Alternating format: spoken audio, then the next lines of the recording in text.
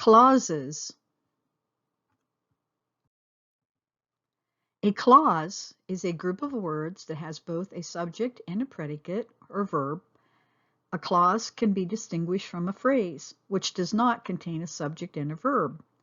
Every complete sentence is made up of at least one clause. There are two kinds of clauses, independent and dependent. Independent means it can stand by itself.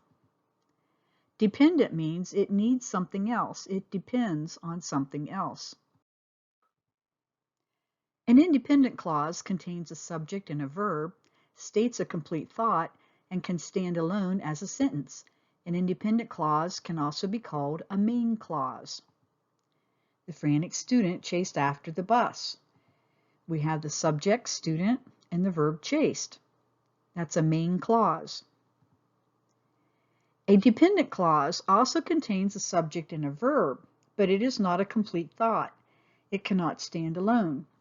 Dependent clauses are also called subordinate clauses because they are in a lower rank or position, like subordinate officers. Some words that begin dependent clauses are although, before, because, so that, when, while, so, and that.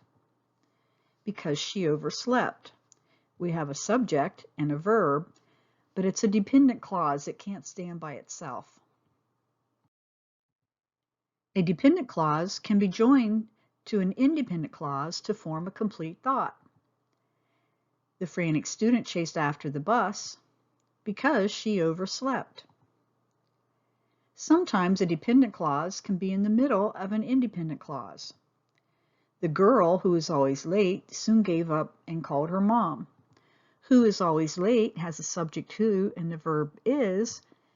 It's a dependent clause in the middle of the main clause, which is the girl soon gave up and called her mom.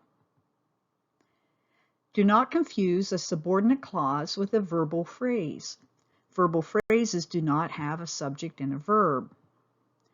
We often see her running frantically. Running frantically is a participial phrase.